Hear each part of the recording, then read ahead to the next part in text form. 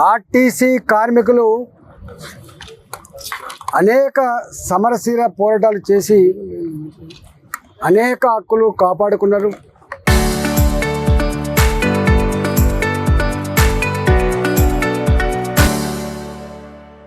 సమస్యలు పరిష్కరించుకున్నారు. తెలంగాణ ఉద్యమంలో ఆర్టీసీ పోషించిన పాత్ర యావత్ తెలంగాణ సమాజం అంతా కూడా ఇప్పటికి మర్చిపోదు. ఆనాడు ఉమ్మడి రాష్ట్రంలో ఆర్టీసీ కార్మికులని ప్రభుత్వ ఉద్యోగులుగా గుర్తించాలని, ప్రభుత్వ ఉద్యోగులుగా వాళ్ళని మార్చాలని చెప్పి ఆనాడు ప్రతిపాదన చేసిండ్రు. కానీ అమలు కాలే.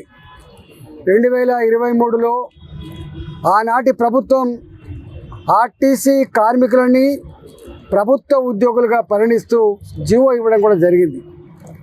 కానీ ఈనాటికి ఈ ప్రభుత్వం వచ్చిన తర్వాత వాళ్ళకు ఒక అపాయింటెడ్ డేట్ పెట్టుకొని డేట్ ఏర్పాటు చేసుకొని ప్రభుత్వ ఉద్యోగులుగా వాళ్ళ కళ అయితే ఉందో సాకారమైందని చెప్పి భావించారు.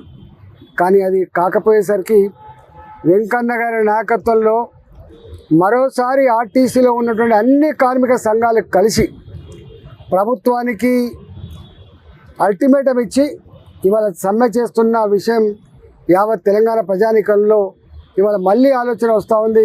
అయ్యో, ఆర్టీసీ కార్మికులంతా కూడా ప్రభుత్వ ఉద్యోగులు పరిణించింది కదా, వాళ్ళకు మంచి జీవితాలు, మంచి జీతాలు, ఉద్యోగ భద్రత దొరికింది కదా అని చెప్పి భావిస్తున్న ప్రజానీకానికి మరోసారి ఈ ప్రభుత్వం చేసిన మోసం ఏందో అర్థమవుతూ ఉంది.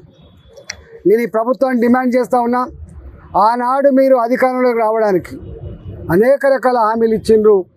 ఆ హామీలలో ఆర్టీసీ కార్మికులకు ఇచ్చిన హామీలు కూడా అనేకం ఉన్నాయి. ఇవాళ మీరు ఒకనాడు తెలంగాణ వచ్చిన నాడు 58 నుంచి 60 వేల ఉద్యోగాలతో కలకల్లాడిన ఆర్టీసీ కోట్లాది మంది పేద ప్రజానీకానికి, లక్షలాది మంది పేద విద్యార్థులకు, లక్షలాది మంది పాలు అమ్ముకునే వాళ్ళకు, కూరగాయలు అమ్ముకునే వాళ్ళకు సహకారం అందించిన ఆర్టీసీ ఇవాళ రాను రాను 38,000 ఉద్యోగులు పడిపోయింది. దాదాపు 20,000 ఉద్యోగాలు పోయినాయి. ఆర్టీసీ ఇవాళ పర్మనెంట్ ఉద్యోగులతో కలకలాల్సింది పోయి 38,000 ఉద్యోగులకు పడిపోయి చివరికి ఇంకొక 5-6 ఏళ్లలో ఈ ఉద్యోగాలలో పోయి మొత్తం ఆర్టీసీ ప్రైవేటు పరమైనటువంటి ఆస్కారం ఉండదు. ఇవాళ పట్టణాలలో పొల్యూషన్ ఉండకూడదని చెప్పి ఎలక్ట్రికల్ బస్సులకి కేంద్ర ప్రభుత్వం సహకారం చేస్తూ ఉంటే, ఇవాళ అనేక రకాల ట్యాక్సెస్ ఎగ్జెంప్షన్ ఇస్తూ ఉంటే, ఇవాళ ఆ బస్సులు ఆర్టీసీకి కాకుండా ప్రైవేటు వ్యక్తులకు కట్టబెట్టి, పెద్ద పెద్దలకు కట్టబెట్టి, ఇవాళ ఆ బస్సులలో పనిచేసే వాళ్ళు ఎవరు కూడా ఆర్టీసీ కార్మికులు కాదు. ఆ బస్సులు కంట్రోల్ లేవు, ఆ కార్మికులు కంట్రోల్ లేరు. ఒక్క మాటలో చెప్పాలంటే పొమ్మని లేక పొగబెట్టినట్టుగా ఈ ఎలక్ట్రికల్ బస్సుల పేరిట ఇవాళ బస్సులన్నీ కూడా ప్రైవేట్ పరమవుతూ ఉన్నాయి. రోజు రోజుకు ఆర్టీసీ సింక్ అయిపోతూ ఉంది. కాబట్టి మొట్టమొదటిగా వాళ్ళకి ఎట్లయితే అపాయింటెడ్ డేట్ ఇచ్చి ఆర్టీసీ కార్మికులు పర్మనెంట్ చేస్తారో, ఆర్టీసీ కార్మికుల సంఖ్య తగ్గకుండా, ఆర్టీసీని ప్రైవేట్ పరం చేయకుండా ఇవాళ ఎలక్ట్రికల్ బస్సులు కూడా ప్రభుత్వం ఇచ్చే సబ్సిడీ ఆర్టీసీ తీసుకొని ఆ బస్సులన్నీ కూడా ఆర్టీసీ నడపాలని చెప్పి కూడా డిమాండ్ చేస్తూ ఉన్నాం. కొన్ని రూట్లలో 58 రూపాయల కిలోమీటర్ అని చెప్పి ఇలా ఇవ్వడం వల్ల చివరికి ఆర్టీసీ మీద భారం పడి మళ్ళీ అప్పులో ఊబిలో కూరుకుపోయి ఇవాళ ఇది పూర్తిగా మునిగిపోయేటువంటి ఆస్కారం ఉంది. కాబట్టి ఇట్లాంటి పిచ్చి ప్రయత్నం ఇవాళ అలౌ చేయొద్దని చెప్పి నేను డిమాండ్ చేస్తూ ఉన్నాను. ఇవాళ దాంతో పాటుగా ఆర్టీసీ కార్మికులకు పిఆర్సీ రావాలి. నాకు తెలిసి ఇప్పటికీ 2021లో ఒక పిఆర్సీ ఉందే, ఇవాళ మళ్ళీ ఒక పిఆర్సీ ఉండే.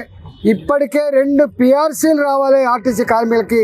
కానీ ఇవాళకి కూడా దాని మీద ఒక మాట కానీ ఇక కనీసం చర్చ జరిపిన పాపాన పోలేదు. కాబట్టి ఇక పేన మీద నుంచి పొయ్యిల పడ్డట్టుగా ఆర్టీసీ కార్మికులు భావిస్తూ ఉన్న ఈ సందర్భంలో కాంగ్రెస్ ప్రభుత్వం అనేక రకాల మాటలు చెప్పి అధికారంకి వచ్చింది. కాబట్టి ఆర్టీసీ కార్మికులు చేస్తున్న సమ్మె వాళ్ళ డిమాండ్ల మీద జేఏసీని పిలిపించుకొని వెంటనే ఈ సమస్య పరిష్కారం చేయాలని చెప్పి డిమాండ్ చేస్తూ ఉన్నా.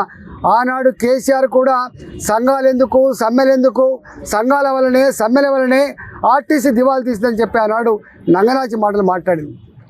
కానీ వాళ్ళ ఆనాడు ఇదే కాంగ్రెస్ పార్టీ అన్యాయం అని చెప్పింది.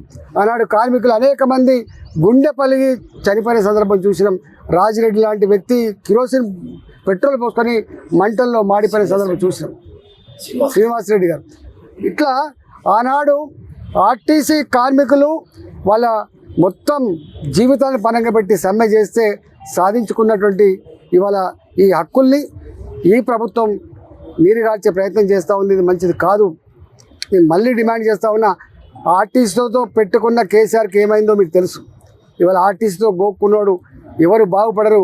ఆర్టీసీ కార్మికులు కేవలం 40,000 మంది కార్మికులని చెప్పి మీరు అనుకుంటున్నారు.